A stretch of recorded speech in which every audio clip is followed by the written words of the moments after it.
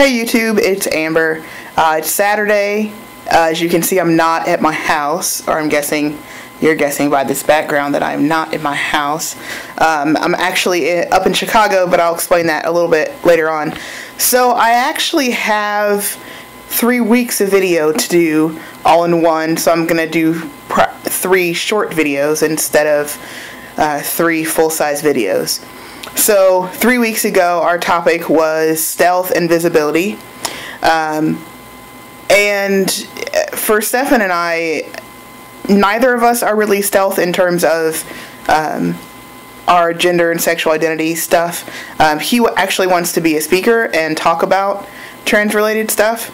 And part of why we're in Chicago that relates to stealth and visibility is right now he's trying out for Extreme Makeover Weight Loss Edition and is telling them that he's trans in that process, and is okay with being I would assume the first out transgender person on the show if that were to happen. So that's why we're away from home. And I think for him in our discussions it's been really helpful for him to have folks who are not stealth, or at least are active in the community and talking about their experiences, and that's really helped in his transition.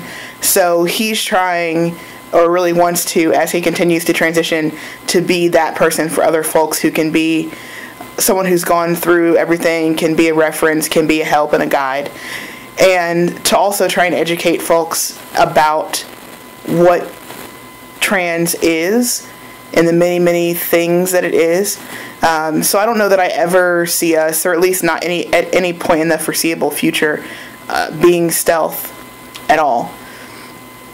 Let's see, the second week, or last week, was a free week, so maybe I'll just do a little life update. That was kind of what I was thinking. Part of why I haven't recorded a video for a couple weeks is I got a new job about a little over a month ago and have been super busy. I also started the Advocare 24-day challenge, which is a supplement-based kind of weight loss challenge, health challenge thing that I've been doing. So I've been kind of getting used to all that stuff and busy with that. And life has just been busy. So that's a lot of why I have not recorded for the last couple weeks, and I'm sorry about that, because I was super consistent. I think I did 12 or 13 weeks in a row without missing a week. So I guess it was my time to miss a couple weeks. But I should be back now. Everything should be good.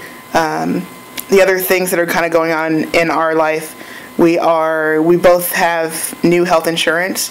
So Stefan started to explore getting top surgery and histo covered by the insurance, which from all that we have read in the explanation of benefits, that should be possible.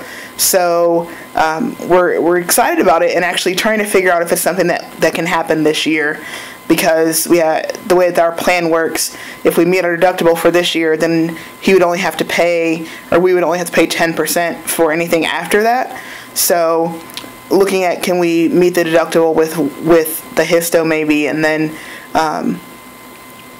only have to pay like $700 for top surgery, which would be fabulous. So I will keep you all updated as we try and work that out.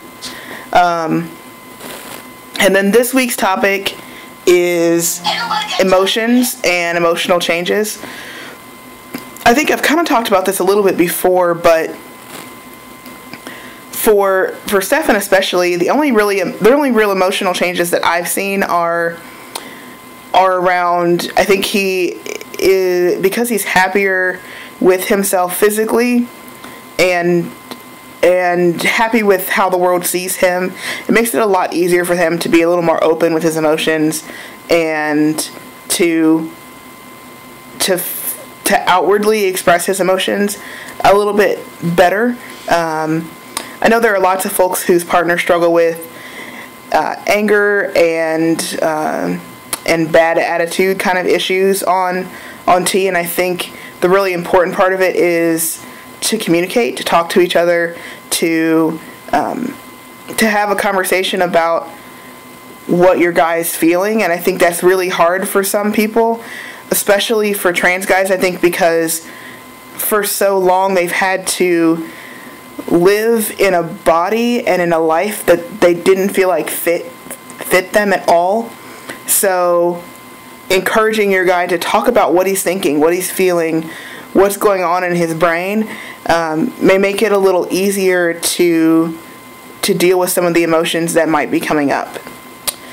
But all in all, I think emotionally, the transition's been pretty easy for us.